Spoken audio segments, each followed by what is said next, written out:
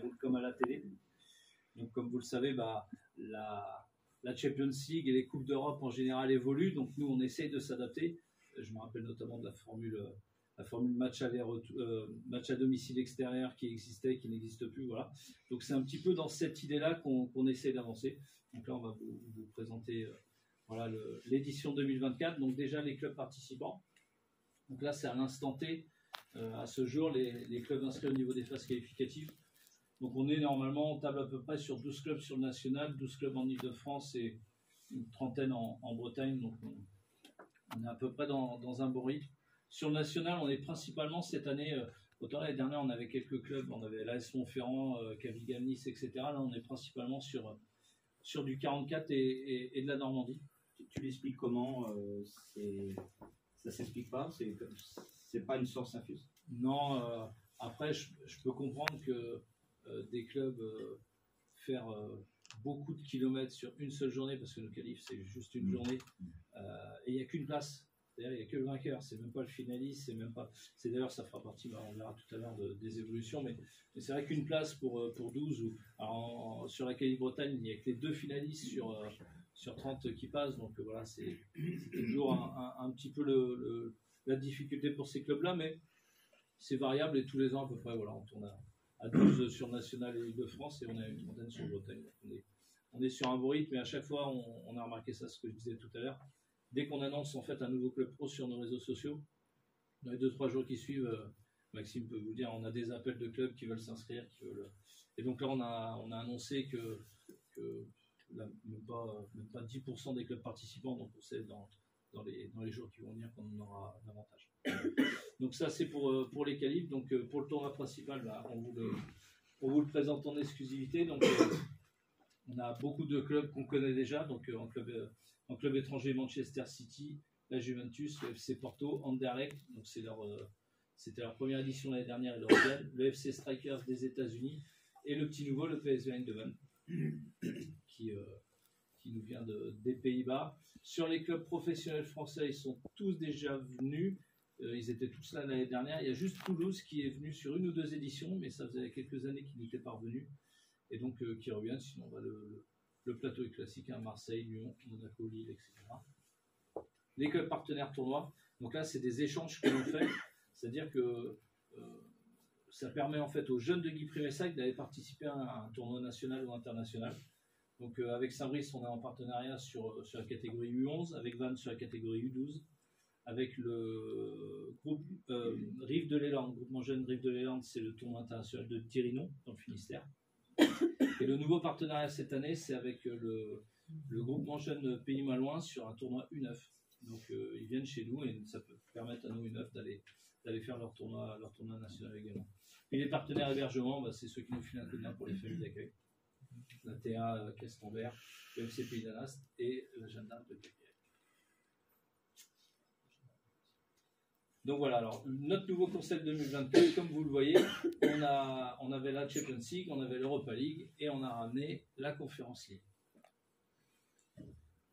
Donc l'idée de la Conference League, c'est quoi? C'est de valoriser davantage nos clubs amateurs, c'est de favoriser un peu plus les clubs qui terminent premier ou deuxième de la première phase de groupe, et c'est de rehausser, on va dire par cheminement, par ruissellement, pardon, c'est de rehausser le niveau de la FCGM Europa League. Donc voilà comment ça se présente. Grosso modo, pour ceux qui connaissent le tournoi, on est sur des 8 groupes de 4 équipes. Les années d'avant, les premiers et deuxièmes étaient en Champions League, les troisièmes et quatrièmes étaient en Europa League.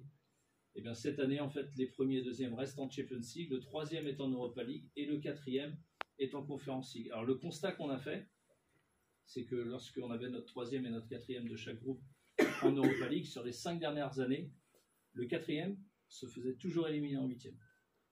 Donc c'était, en plus, bon... Là, tu n'as pas besoin de Simon pour faire le calcul. Là. Non, et si vous préférez, c'est souvent c'est des équipes de Guy Fries, ça va être Putriax, ça va être les clubs partenaires qui, du coup, le dimanche se retrouvaient à faire des matchs. Et après, on savait qu'ils avaient 95% de chances d'être éliminés. Donc l'idée, c'est de leur créer leur compétition. Et l'autre changement, et ça a été une des remarques qu'on nous a fait, c'est que les équipes qui terminaient première ou deuxième en Champions League, celles qui étaient éliminées, elles faisaient que 2 matchs. On a eu Manchester City l'année dernière, éliminé en 8e de finale le dimanche, 2 matchs, terminé. Donc souvent, ils nous demandaient à faire des matchs amicaux sur le synthétique ou sur le terrain au fond. Donc là, on s'est dit, le perdant des 8e de finale Champions League, il n'est pas éliminé, il retombe en Europa League.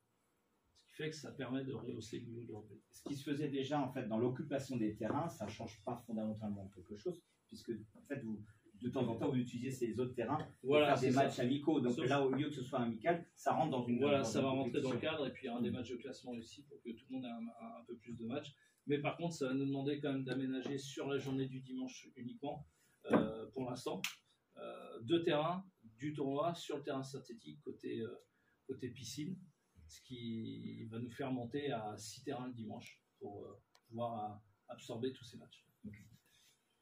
Voilà pour le projet 2024, mais ce n'est qu'une transition sur ce à quoi vous allez, pour ceux qui suivent le foot et la Ligue des Champions, vont être confrontés, puisqu'on a un autre projet aussi sur la partie 2025-2027. Alors là, je ne sais pas si tout le monde a suivi qu'il y a une réforme de la Ligue des Champions, de la vraie Ligue des Champions. Hein, Philippe, tu as dû suivre ça. Donc on s'est dit que...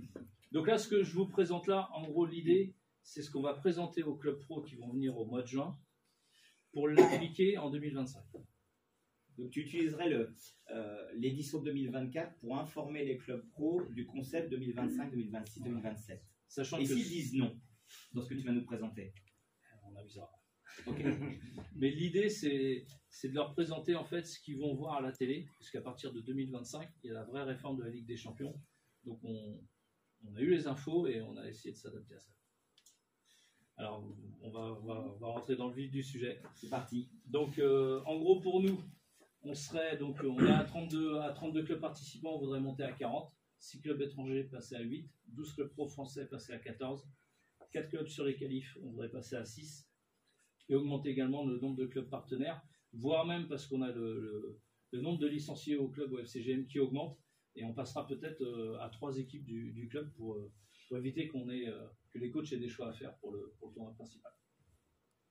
Ça, c'est l'idée de base. Après, le format, c'est là où ceux qui ne connaissent pas le foot, ça va peut-être être compliqué pour vous, mais je vais essayer d'être le plus précis possible. En gros, on était sur une phase de groupe avec des poules de 4.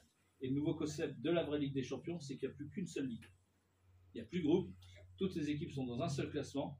Et chaque équipe est tirée au sort contre un adversaire issu de chaque pot différent. Quel que soit le niveau. Quel que soit le niveau. Donc ça veut dire que tu peux très bien sortir, un peu comme on imagine dans une équipe de France, sortir un sacré club en phase de tour. Donc ça, c'est le concept de base. Ensuite, alors pour la partie, d'ailleurs, Thierry t'es concerné, ce sera un peu casse-tête aussi pour le tirage au sort. Je te remercie de me préparer. Donc voilà, dans l'idée, on aura quand même 5 pots différents qui seront, entre guillemets, par niveau, et puis il y aura un pot où il y aura les clubs étrangers pour que chacun puisse... Mais voilà, chacun affrontera une équipe qui sera dans chaque pot. En gros, actuellement, on est sur la première phase, on est sur 6 matchs contre 3 adversaires, puisqu'on est sur notre formule aller-retour. Là, on passerait sur 5 matchs contre 5 adversaires différents. Et il n'y aura plus cette idée d'aller-retour. Mais pour que le temps de jeu soit équivalent, ce qui est cher à notre Fédération française de football, la durée des matchs actuels est de 10 minutes, ça nous fait un temps total de 60 minutes de jeu. On passera à 12 minutes pour 5 matchs, ce qui se ferait également 60 minutes de jeu. Et ensuite, pour les qualifs, voilà comment ça se présentera. C'est que les 8 premiers, ils seront en 8e de finale Champions League. Les 16 autres, ils s'affronteront dans des playoffs. Les vainqueurs, ils basculeront en Champions League. Les perdants, ils seront en Europa League. Et les 8 derniers seront en Conference League. Donc on voit bien que... On comprend mieux pourquoi tu mets déjà en place la Conference League cette année. L'idée, voilà, c'est d'avancer un petit peu le futur concept. Est-ce que ça vous semble clair déjà, ou avez-vous déjà des questions sur le concept? Alors si ce n'est pas des questions, au-delà de ça, est-ce que vous sentez un a priori positif comme ça, là, à première vue, ou vous sentez que ça risque d'être compliqué? Comment vous sentez les choses? Question ouverte, hein. Moi, si je peux me permettre, je l'appréhende. Parce qu'en termes d'orgas, on est rodé sur la formule à des groupes de 4 équipes. Là, au niveau du podium, ça va être un petit... Donc, il y aura forcément mieux pour les clubs amateurs. Ah, hein? Forcément mieux pour les clubs amateurs. Niveau terrain, ça... Alors, sur cette formule-là, avec le nombre de matchs... Ouais, c'est ça. En fait, sur cette formule-là, on pourra absorber tous les matchs si nos 2 terrains sur le synthé, on les utilise sur les 2 jours. C'est pour ça que cette année, l'idée, on en avait déjà parlé avec Jean-Marc, c'est de tester un petit peu sur la journée du dimanche les 2 terrains synthé. Et puis si ça se passe bien le dimanche, bon, on doit être capable de le faire le samedi aussi. Mais forcément, 6 terrains, ça demande une sono à venir sur le synthé, ça demande plus d'arbitres, ça demande plus de délégués, ça demande plus de tunnels, Jean-Yves. Le 4 tunnels, il en faudra 6. Donc voilà, ça demande... Et forcément, ça demande aussi plus de partenaires. Et forcément, puisque... alors tout à l'heure, on peut... D'ailleurs, je reviens sur le... Tu parlais du transport ferroviaire. Alors vous savez que je suis un fervent défenseur du transport ferroviaire. C'est étonnant, on n'était pas au courant. Et c'est vrai que cette année, c'est la première fois, on n'a plus que Monaco qui vient en avion, puisque Marseille vient en train, alors qu'avant il venait en avion. Toulouse voulait venir en avion, ils ont accepté de venir en train. Anderlecht, on les fait déjà venir en train. Eindhoven a accepté de venir en train.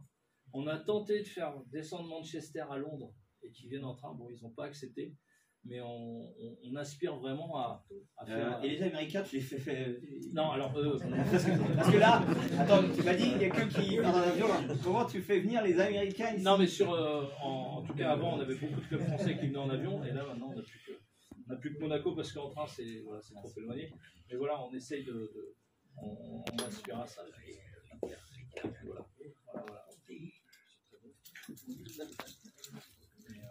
Alors, pour information, ce modèle, alors je ne sais pas si tu es au courant, Jérémy, mais dans un autre sport, alors je reviens à un sport de balle, raquette, aux États-Unis, ce type de tournoi très, très appliqué dans le modèle universitaire tennis, ils le mettent déjà en place. C'est-à-dire, tu as un tableau en ligne, il n'y a pas d'exemple, tu peux très bien, c'est comme si... toi, tu débutes le tennis et tu joues Yannick Sinner au premier tour. Voilà. Donc, si tu prends 0 et 0, tu feras un rappel d'Adrian Manarino sur Djoko avant de faire un petit 6-3 à la fin. Mais ceci dit, c'est déjà existant, et ce modèle-là. Donc, là, on a bien compris qu'on est sur un concept où tu parles de 2025, 26, 27, mais au fond, le concept, il démarre dès cette année. Ouais, en fait, on le prépare cette année pour être prêt l'année prochaine. L'idée, c'est ça. Et pourquoi 2025-2027? Parce que la nouvelle réforme de la Ligue des Champions, c'est 2025-2027. Donc, on a dit qu'on les suivait, donc ça date. Là, l'intérêt principal, moi, ce que je vois, c'est pour les joueurs d'aller, dès le début, affronter plus d'équipes différentes, plutôt que la formule aller-retour, où tu tapes 2 fois la même équipe. Mais le petit Guipry, il ne va pas se taper... il fait 2 fois la même équipe. C'est ça. C'est moins varié et enrichissant pour leurs souvenirs, d'aller jouer plus d'équipes différentes, c'est plus intéressant. C'est ça a toujours été la complexité de notre formule Ligue des Champions. En fait. Parce qu'on était sur un groupe simple. Alors on essayait de faire en sorte qu'il y ait un club étranger dans chaque, un club pro français, puis ensuite 2 amateurs. Mais c'est vrai que parfois c'est arrivé qu'il y ait une année où il n'y avait pas de club étranger dans un groupe. Le club amateur qui tombait là, il savait que c'était cuit. Alors que là, ça va être un peu plus varié, mais il faut qu'on voit au niveau du planning, etc. Donc c'est vrai que mais tout ça va nous demander forcément plus de moyens, c'est une évidence. Mais ça, on compte sur le retour de l'étude d'impact pour montrer l'intérêt. Et puis, j'ose à peine imaginer si on sort des chiffres comme ça déjà avec 32 équipes. Si on est à 40 équipes, forcément les phases qualificatives, il y aura plus de qualifiés, donc ça va tirer plus de clubs sur le week-end de Pâques. Et c'est quand même 8 équipes en plus, quoi. Donc 8 équipes en plus, c'est quand même pas rien quand on voit déjà le monde que ça génère sur le tournoi. Si on en a 8 de plus, il va falloir amortir tout ça. Alors, on est parfaitement dans les temps, donc félicitations messieurs pour vos interventions. Il est 20h04, on avait dit 20h02. Très très bien. Maintenant, on va passer au monde des questions-réponses, même si déjà vous les avez initiées ces questions. Alors,